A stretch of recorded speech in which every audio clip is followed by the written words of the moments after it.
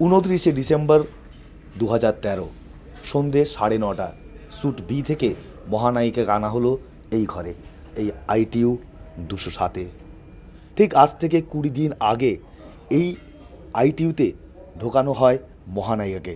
তখন তার heart rate প্রচণ্ড হাই। আমরা ঢুকবো সেই ITU-তে যেখানে শেষ দিনগুলো কাটিয়ে গেলেন মহানায়িকা। এই 207-এর এই হচ্ছে বেড।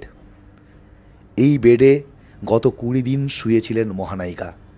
কখনো হৃদস্পন্দনের হার বেড়ে গেছে, কখনো তা স্থিতিশীল হয়েছে, কখনো অক্সিজেনের মাত্রা কমে গেছে, কখনো অক্সিজেন চালানো হয়েছে। এই চেয়ারে প্রায় সর্বক্ষণ বসে থাকতেন মুনমুন সেন। এই পর্দা খোলা থাকতো, তখন তিনি কিছুটা তাকাতেন, যদিও শেষের দিকে তাও পারছিলেন না। বেশিরভাগ সময় এই পর্দা সমানভাবে টানা থাকতো, যাতে করে বাইরের থেকে কেউ না দেখতে পান।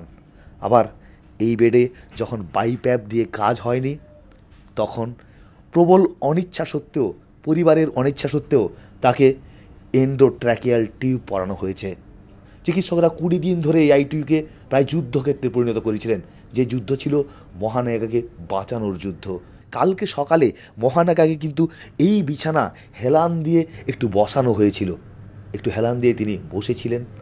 এখানে মিউজিক সিস্টেমে তিনি গান শুনেছেন। তিনি কিন্তু গতকাল এই বিছানা ছেড়ে চেষ্টা করেছিলেন, বারবার করে আবদার করছিলেন যে তাকে বাড়ি নিয়ে যাওয়া হোক। তিনি বাড়ি যেতে চান, এই বিছানায় শুয়ে আর বেশি দিন থাকতে চান না তিনি। তাই গতকাল সারা রাত চিকিৎসকরা এখানে প্রাণপণ যুদ্ধ করেছেন মহানায়িকাকে সুস্থ করার। কিন্তু সকাল 8:15 মহানায়িকার হৃদস্পন্দন প্রচণ্ড হারে বেড়ে গেল, ম্যাসিভ হার্ট অ্যাটাক। তারপর 10 মিনিট পর তিনি শেষ নিঃশ্বাস ত্যাগ করলেন। শেষ পর্যন্ত এখান থেকেই কফিনে করে মহানায়িকাকে বের করা হয়। তিনি যেহেতু অন্তরালে থাকার ইচ্ছে ছিল তার, তাই তাকে যাতে কেউ আর না দেখতে পান, তাই সেভাবেই এখান থেকেই শেষ যাত্রা শুরু হয় মহানায়িকার। ক্যামেরায় উজ্জ্বল ঘোষের সঙ্গে নিমাই পাণ্ডা, ABP আনন্দ, কলকাতা।